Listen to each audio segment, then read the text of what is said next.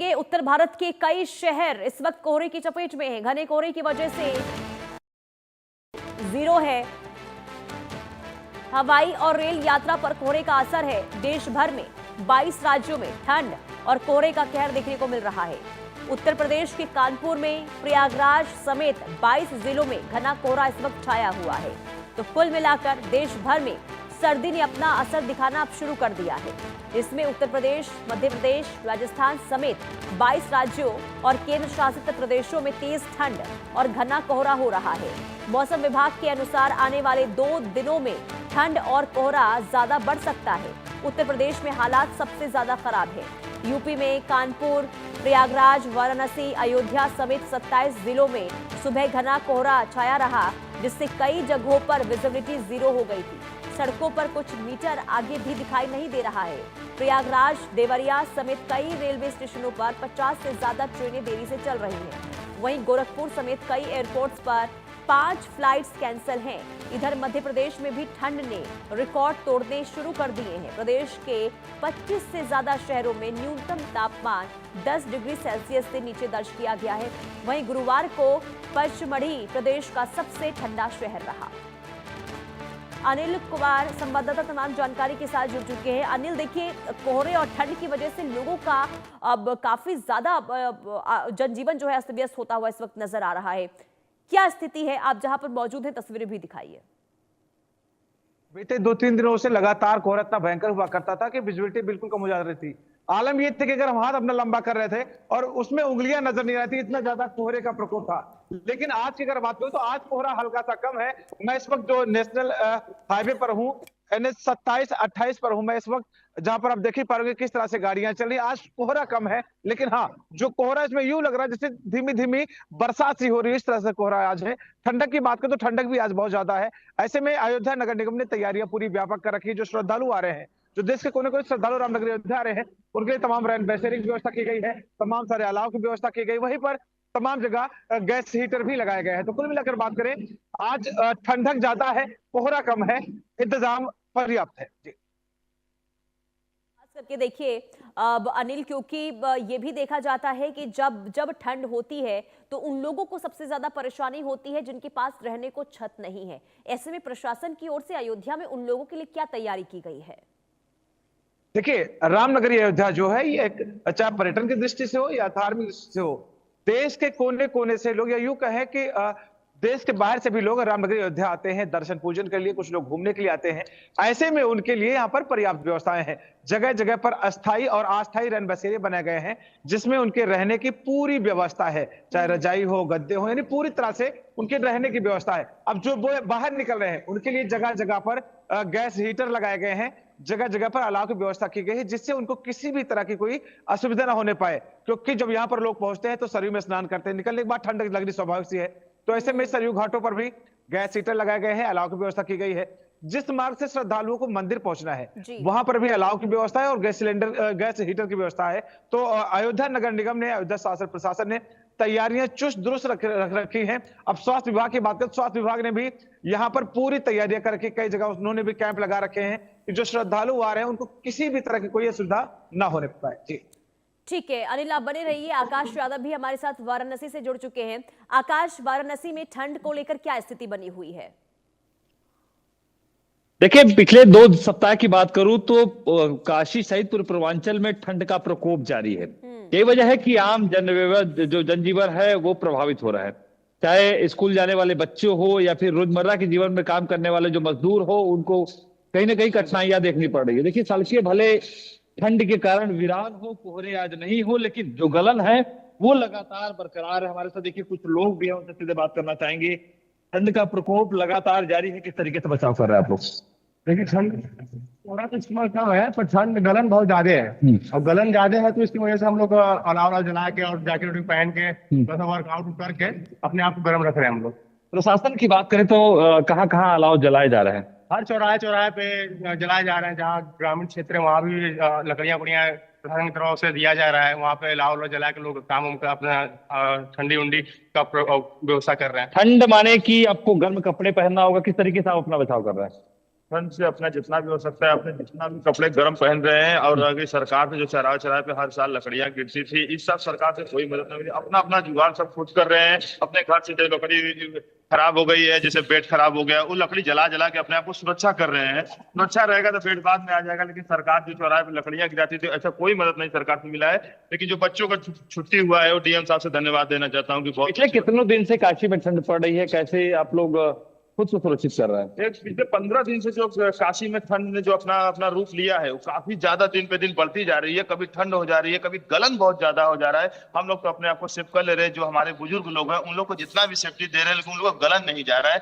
इससे जितना भी हो सकता है हम मदद करते रह रहे हैं। अपने दादा लोग, जो भी दादी लोग हैं, उन लोग के लिए बहुत ज्यादा हानिकारक है ठंड, लेकिन फिर भी अपने आप को सुरक्षा करते हैं। उनका भी सुरक्षा हम लोग कर रहे हैं। देखिए, इस ठंड और कोहरे में सबसे ज्यादा मार पड़ी है जो यात्रा करने के लिए यात्री निकले हैं, चाहे ट्रेन की बात करें या फिर फ्लाइट की बात करें, लगातार कैंसिल होने की जानकारी मिल रही है। उसके साथ ही जो ट्रेन है वो लगातार लेट पहुंच रहा है। अपने जो टाइमिंग शेड्यूल है उससे लेट पहुंच रहा है, तो कहीं ना कहीं परेशानी हो रही है। टूरिस्टों की संख्या काफी देखने को मिलती है। ऐसे में अगर रेल व्यवस्था पर असर हुआ है इस कोहरे का, ठंड का, तो क्या जानकारी मिल रही है कि आखिर कितनी ट्रेनें, क्या कोई रद्द हुई है वाराणसी को लेकर या फ्लाइट्स को लेकर क्या स्थिति है? देखिए, कल की फ्लाइट्स की बात करूं तो लगभग 3 से 4 जो फ्लाइट्स हैं, जो जानकारी सामने थी, 3 से 4 फ्लाइट जो थी वो रद्द दिखी। उसके साथ ही जो ट्रेन का जो शेड्यूल है, ट्रेन का शेड्यूल रद्द तो नहीं हुआ, लेकिन ट्रेन जो नियमित समय है उस समय से देरी पहुंच रहा है। कुछ ट्रेनें 2 घंटे लेट पहुंच रही है, कुछ ट्रेनें 5 घंटे लेट पहुंच रही है। कोहरे यदि अधिक है तो 10-10 घंटे ट्रेन लेट पहुंच रही है। लेकिन काशी में ठंड की आस्था भारी पड़ रहा है। लगातार जो पर्यटक है वो, उनकी संख्या बढ़ी है, क्योंकि एक तरीके से देखा जाए तो जब से कॉरिडोर बना है तब से जो लोग कुल्लू मनाली जाते थे वो लोग काशी विश्वनाथ आ रहे हैं, दर्शन पूजन कर रहे हैं और आस्था की डुबकी लगा रहे हैं। तो काशी में पर्यटकों की संख्या में इजाफा हुआ है, लेकिन ठंड का जो प्रकोप है वो लगातार जारी है। ठीक है, आप बने रहिए। आकाश, अनिल के पास एक बार फिर चलते हैं। अनिल, देखिए, जब से प्राण प्रतिष्ठा हुई है तब से अयोध्या में हजारों की संख्या में हर दिन भक्त पहुंचते हैं। क्या इसका असर ठंड पर हो रहा है, यानी कि ठंड में इसका असर देखने को मिल रहा है? क्या संख्या कम हुई है श्रद्धालुओं की? देखिए, जिस तरह से बच्चों की छुट्टियां हुई हैं, जिस तरह से ठंडक है, मैं बात दावे के साथ कह सकता हूं कि अयोध्या में जो राम नाम की गर्मी है ना, वो श्रद्धालुओं को अपनी तरफ खींचती नजर आ रही है। और जब राम नाम की गर्मी होती है तो ऐसे में ये ठंडक की क्या मजाल जो उनके पैरों में बेड़ियां लगा सके। सारे श्रद्धालु जिस वक्त लोग अपने रजाइयों में घुसे रहते हैं, उस वक्त श्रद्धालु शरीर में डुबकी लगा के जय श्री राम के नारे को उद्घोष करते हैं और वहीं से जय श्री राम के नारे को उद्घोष करते हुए रामलला के दर्शन पूजन करते हैं, हनुमानगढ़ी दर्शन पूजन करते हैं। तो कुल मिलाकर ठंडी की क्या मजाल जो श्रद्धालुओं के पैरों में बेड़ियां लगा सके। पूरी तरह श्रद्धालु पूरे जोश के साथ, पूरी भक्ति के साथ, पूरी तन्मयता के साथ रामलला के हनुमानगढ़ी के दर्शन पूजन कर रहे हैं। ठीक है, हमारे साथ अब देखिए, जो आपने जो जानकारी दी कि वहां पर अभी श्रद्धालुओं की संख्या में काफी इजाफा हुआ है। अब हमारे साथ माउंट आबू का भी रुख करेंगे। अनिल एरन भी हमारे साथ बने हुए हैं, उनके पास भी जाएंगे और देखेंगे कि माउंट आबू की स्थिति क्या है। लेकिन एक बार फिर से अनिल, जरा ये बताइए, क्योंकि देखिए जो आपने जानकारी दी कि छुट्टियां स्कूलों की पड़ गई है और इसके अलावा श्रद्धालुओं की संख्या में लगातार इजाफा हो रहा है, लेकिन जिस तरीके से ट्रेनें प्रभावित हो रही हैं ठंड की वजह से, कोहरे की वजह से, कई ट्रेनें जो बहुत ज्यादा डिले चल रही हैं, तो क्या इसका असर वहां पर अयोध्या में किसी भी तरीके से देखने को मिल रहा है? यानी कि ट्रेन कैंसिल होने का क्या असर श्रद्धालुओं के आने जाने पर? देखिए, श्रद्धालुओं को असर कहीं ना कहीं जरूर पड़ेगा, क्योंकि जिनके पास 2 दिन का ही वक्त है वो सोच रहे हैं कि हम जल्दी से दर्शन करके वापस आ जाएंगे। ऐसे में जब 8 घंटे 10 घंटे ट्रेनें लेट हो जाती हैं तो कहीं ना कहीं उनके माथे पर सिकन पड़ना स्वाभाविक सी बात है, क्योंकि वक्त बहुत कम हो पाता। कभी कभी तो ऐसी भी स्थिति बन जाती है कि श्रद्धालु कहते हैं कि अब कैसे पहुंचे तुरंत वापस, क्योंकि उनको ड्यूटी जाना होता है, तमाम लोगों के रोजमर्रा के कार्य होते हैं। तो ये दिक्कतें तो हैं। अगर ट्रेन लेट हो रही है, विजिबिलिटी कम हो जा रही है, ऐसे में दिक्कतें तो होती हैं। लेकिन फिलहाल जो श्रद्धालुओं की संख्या है, ग्रामीण अंचल से हो चाहे शहरी क्षेत्र से हो, अनिल, अयोध्या आने वाली कितनी ट्रेनें हैं जो लेट से चल रही हैं? लगभग अगर बात किया जाए तो करीब 4 से 5 ट्रेनें ऐसे हैं जो 6 से 7 घंटे अभी भी लेट चल रही हैं और उसकी वजह से कहीं ना कहीं जो श्रद्धालु हैं उनके ऊपर प्रभाव पड़ता नजर आता है।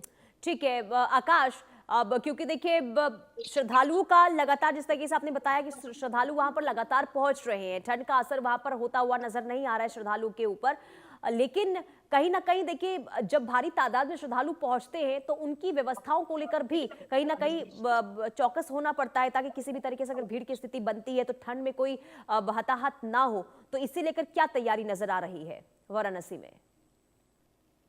बिल्कुल, देखिए काशी विश्व की प्राचीनतम नगरी है और लोग आस्था की डुबकी लगाने के लिए काशी आते हैं। इसीलिए नगर निगम की जो टीम है वो पहले ही चौकन्ना थी। पूरे बनारस क्षेत्र में शहर और ग्रामीण को मिला के बात करें तो 26 रैन बसेरे, जिसमें 13 स्थायी और 13 अस्थायी रैन बसेरे बनाए गए हैं। खास तौर पे वहां पे रैन बसेरों की संख्या अधिक है, जहां स्टेशन है, बस अड्डे है, ताकि जो लोग पर्यटक है, जो लोग होटल लॉज नहीं ले पाते, वो रैन बसेरे में रह के अपना रात गुजार सके। उन रैन बसेरों में गर्म पानी की व्यवस्था है, उसके साथ ही अलाव की व्यवस्था है। और पूरे काशी में भी अलाव की चिन्हित जगह की बात करें तो नगर निगम का जो दावा है कि 378 जगह पे लगभग अलाव जलाया जा रहा है, ताकि जो लोग ठंड से मरने की संख्या मिलती थी, ठंड से लोग बचाव कर सके, गर्म कपड़े पहन सके और अलाव से अपना जीवन बचा सके। देखिए, लगातार पर्यटकों की संख्या में वृद्धि हो रही है, नया साल आने वाला है और लोग सोचते हैं कि बाबा विश्वनाथ की नगरी काशी में हम अपना न्यू ईयर सेलिब्रेट करें। यही वजह है कि लगातार जो पर्यटक है वो काशी में देखे जा रहे हैं, चाहे घाट पे बात करें या फिर काशी विश्वनाथ मंदिर दर्शन करने की बात करें, संख्या लगातार बढ़ रही है। तो उसको लेकर लगातार जो नगर निगम की टीम है वो चौकन्ना है और लगातार जो रैन बसेरे है उस पर निरीक्षण किया जा रहा है। किसी भी प्रकार की कोई भी किसी तरीके से ठंड से दुर्घटना ना हो, उसको लेकर लगातार टीम चौकन्ना है। और देखिए, बहुत अच्छी अब आपने जो जानकारी दी है कि श्रद्धालुओं के लिए, रैन बसेरों के लिए तमाम तैयारियां की गई है ताकि किसी भी तरीके से कोई परेशानी ना हो। बहुत शुक्रिया अनिल और आकाश तमाम जानकारी देने के लिए। तो कुल मिलाकर ठंड की वजह से देखिए जनजीवन अस्त व्यस्त जरूर हुआ है, लेकिन अयोध्या और वाराणसी में श्रद्धालुओं के आने का सिलसिला बस्तूर जारी है। रुकते एक छोटे से ब्रेक के लिए, ब्रेक के बाद फौरन हाजिर होंगे कुछ और खबरों के साथ।